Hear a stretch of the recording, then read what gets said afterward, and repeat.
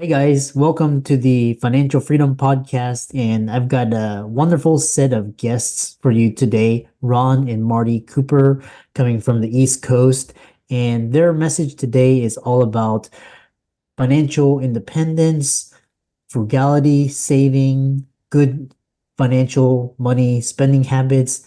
And I'm really excited to have them on the show just to talk about how accumulating wealth is not, you don't have to be smart, it's just a series of habits. So he's also delivers a lot of personality insights and principal leadership for organizational growth. And I'm happy to have Ron and his wife on the show. So welcome.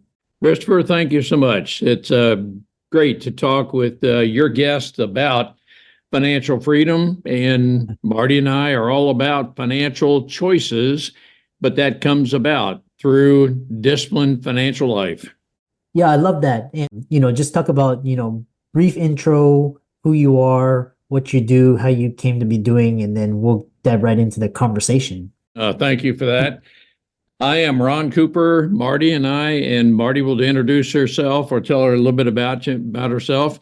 But we were married September 7th, 1968. So we are 55 years as of this recording together. And I am 22 years military. Much longer story was very early in life, I developed a fascination for flying by seeing the Air Force Thunderbirds at Andrews Air Force Base in Maryland. And 15 years or so later, I was able to, let's say, live the goal of being a fighter pilot. I flew F-4s, and that's a Phantom two-place airplane. And I am a Vietnam era kind of person. Marty and I, since then, have 20 years Air Force, and then I transitioned to civilian life. And Marty and I are now self-employed and loving life. I grew up in Indiana and met Ron in Indiana. I grew up on a farm, so I feel like I was sheltered a lot. And when he went into the Air Force, it was just like a whole new world to me. Really didn't know that much about it, but it was a wonderful experience. I worked for the government for 35 years and then decided to retire. And now we are working together, which can be challenging at times. But Christopher, I too was raised on a dairy farm. And so Marty and I have that similarity of background. Yeah, I love that. And we'll talk about successful marriage. I love talking to the older generation to get experience and wisdom, and I love talking to the younger generation to see where the future is headed. First thing is this financial independence, financial freedom, and it seems like a lot of the very successful guests on the show come from military, or they were entrepreneurs, or doctors. They have this mindset of success is not overnight. It's not winning a lotto ticket. It's something that's you do over time. So talk about these small habits that lead to big effects. No, thank you, Christopher. I will tell you that a lot of what you just said is what Marty and I are all about. It's a lot of what entrepreneurial people are about. And it is a disciplined lifestyle. In things so elementary as do not spend more than you make, do not be impulsive about what you do set aside money. That is, whatever amount of money you have coming in, we are faith-based. We give to our Lord first, and then we live on the remainder. And so personally, I have no problem using a credit card. For our listeners, I recommend always, always, always, always never fail. You pay 100% of the amount due at the end of the month. Credit card interest rates are just incredibly high. It's very easy to take a piece of plastic. You purchase something you want because I'm impulsive or whatever your mindset is. And maybe somehow, some way, I'll just pay off a little bit at a time. Well, if that's the mindset, you're likely going to be paying, could be 2, 3, 4, 5 times the original amount rather than having the convenience of a credit card. Just that's merely not having to have the cash in the pocket. But again, I'm not overspending. Christopher, I don't want to talk too much, but I will just tell you that Marty and I were raised on the dairy farm with our parents and grandparents always saying, you always, and that's one of the always, set aside money to invest, whether it's $5 a month, no matter what it is. Just develop the habit, set something aside. Do not spend all, and most of all, don't overspend whatever your income is. So with that as a mindset, Marty and I together did that. I will say very quickly, there are some aspects that Marty and I are very, very different, but we're different in complementary ways. Yeah, Marty, do you I have want to any? say, Yeah. I don't have a problem spending money. I mean, taking money and paying for things, where Ron will use the credit card, and sometimes I don't want to. I also, from the time I got out of college or was working, I saved my change. And to this day, I save my change. And that change goes to our, in a bank for our granddaughter. But I'm quick to say at your church, they'll ask for a benevolence fund. I'm quick to pull it out of my wallet. Ron's not. He's just, for some reason, he doesn't want, I don't know why, but he just cannot pull money out of his wallet and give. But he can charge. Yeah. It's interesting. And like I said, you talk about faith and you talk about discipline, you talk about habits. And one thing that especially just studying money and how it works and studying finance, the more I'm around it, a lot of people are under the impression that you have to be a genius to become a millionaire, and you have to have all these degrees and education. But talk about this idea of it's habits. It's like habits. It's setting aside money. It's living below your means. Talk about this idea where becoming wealthy is a set of habits. It's not how smart you are. I think, Christopher, for us, it's a mindset. And our mindset is we will not spend more than we make. And so you certainly don't have to have several advanced college degrees to agree that we will not spend more than we make.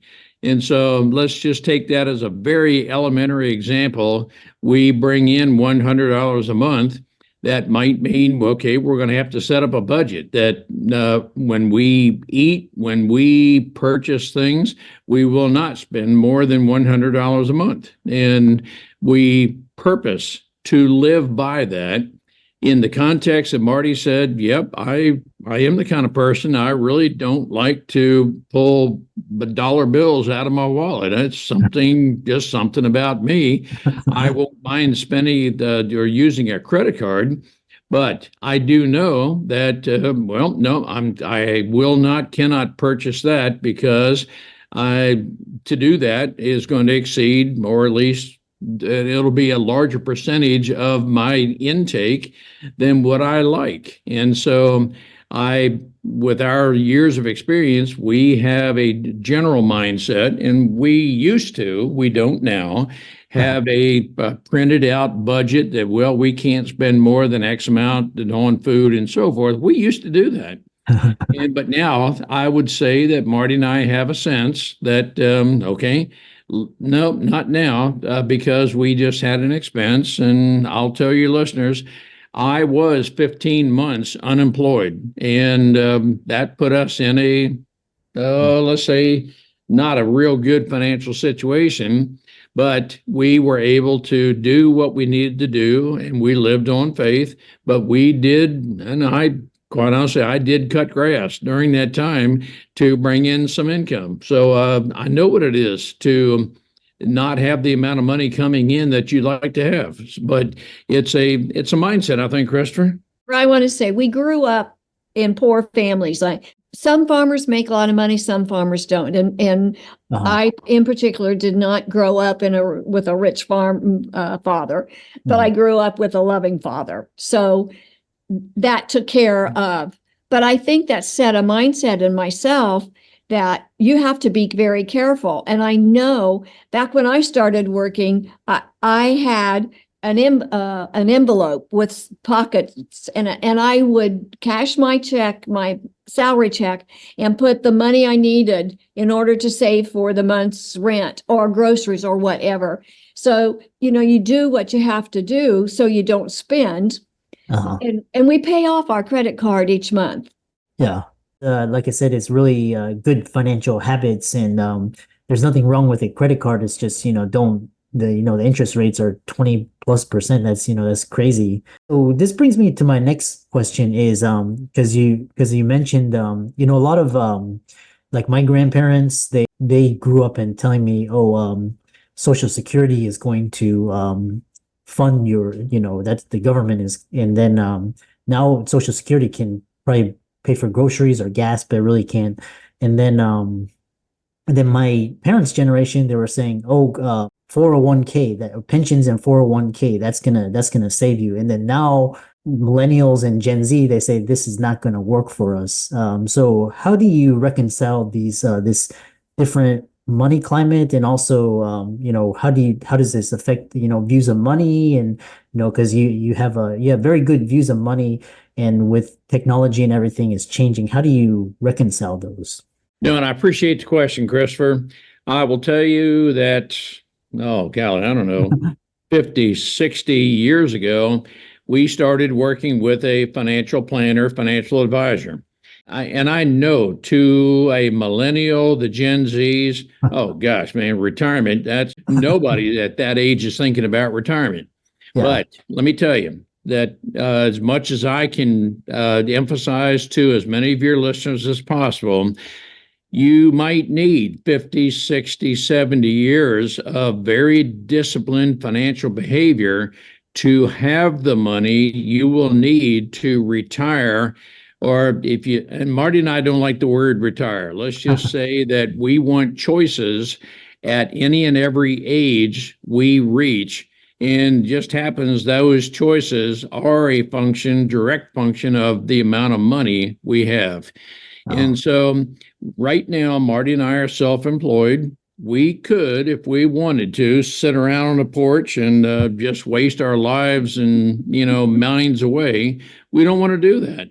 And so the word retirement is not in our vocabulary. But as again, I'm repeating myself a little bit, but to those who are maybe in their teens, 20s, you're going to need an amount of money when you're 50, 60, 70 years. I mean, you can retire at age 22 if you want to. You just have to have the money to be able to exist, to buy the food, to pay for your electricity, to live in a house or apartment, wherever you want to live.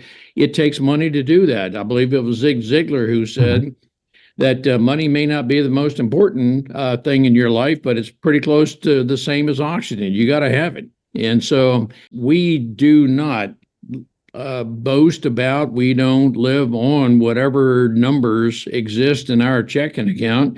We have the freedom to do what we want. And that freedom, again, I think of it as choices, but it is a matter that you will need an amount of money to retire in the context of Social Security. There are different figures out there, different statistics that say that we will be in deficit spending or will be bankrupt with the Social Security Trust Fund in year whatever. And so that may be 2035, 2040, something like that. Marty and I, yep, we have a Social Security income. We've paid into it. Quite honestly, that is just extra money. We never planned to live on Social Security alone. We choose to live on the amount of money we invest. And I'm not here to tell anyone how to invest money. It's just that you must develop whatever discipline you need to set money aside. And again, things so elementary as we will never live beyond what the income is that we have. So Christopher, you said it early on. It's, some people may appear to be, well, gosh, you're very rich. Yep. Well, we became that overnight success through 60 years of disciplined saving. So that's just a little bit of how we got to where we are. Christopher, for me, it's a peace of mind knowing that we're okay.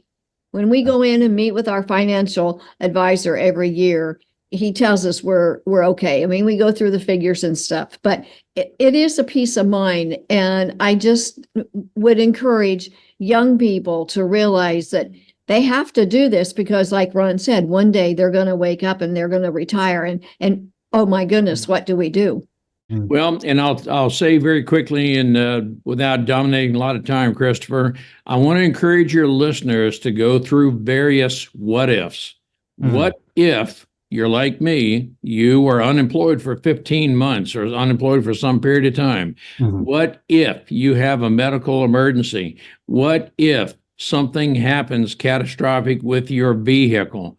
Those kinds of things. There are statistics that prove that if too many families, if they had a $1,000 unplanned expense, that would put them into a financial stressful situation. They wouldn't know how to handle that. And I can tell you, in the context of marriage, financial stress is one of the top reasons marriages break up and relationships go astray.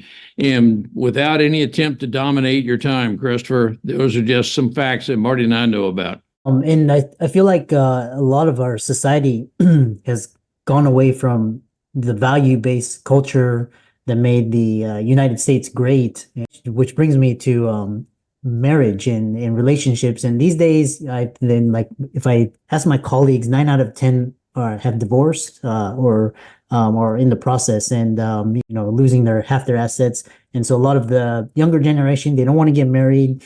There's too much complexity with it, with kids. So talk about these principles of marriage, like finding a spouse. People these days are very open about relationships, and so talk about what it takes for such a successful marriage. Oh, thank you. I appreciate that this opportunity. Work. Marty and I have developed a relationship course, and just to let your listeners know about that. But Marty and I committed early on that we are faith-based, and so Scripture says to do not be unequally yoked. And so you can go into a lot of the explanation, do not be unequally yoked, but a part of that is Marty and I have shared values, and values is core to our relationship. Marty and I committed from the first day, we will not divorce. And I'll just say, somewhat in jest, Marty would probably get more pleasure out of putting a boot to my lips than to divorcing me. But no, Marty and I have a mantra. It's a branding statement that we believe in harmony in the house, harmony at work, and harmony in the church. And that can sound very Pollyannic, but what we mean by that is when we have harmony in the house, that means, in Marty's and my case, our just terrible arguments might last 17 minutes, and then one of us will laugh and we'll talk about it, we'll get through it. We're committed. And that's what that means, that we will work through whatever it is we're facing. We will work through it. Together is a very operative term for Marty and me. Harmony at work, that means that we have shared values, and no matter what it is we encounter, we will work through it. We're not going to approach things in a very negative fashion. We are going to do everything we can to stay away from the emotions of it, and we together will work through it. And the same thing at church, if for those who go to church. But we believe in connected relationships. That's what we're all about. And we are connected when we're connected at the heart. And we communicate with each other, and we take the time to discuss life goals every day. Literally, Marty and I talk every day about, okay, what's on today's agenda? Not only today, we were looking forward to this interview with you. We are looking into next week, and we have goals planned out 5 years from now. And so it's that thinking together, working together, that everything about us is together working toward common goals, because we've already discussed it. And I don't want your listeners to think that Marty and I are always in agreement. We're not. And so we work through it. That get married, the opposites marry. So I think you need to know the personality of the person that you're thinking about marrying. We have within our relationship course, write down your goals. What do you want to see in a partner? What kind of a relationship do you want? And don't settle for just half of that. You go, it's all out.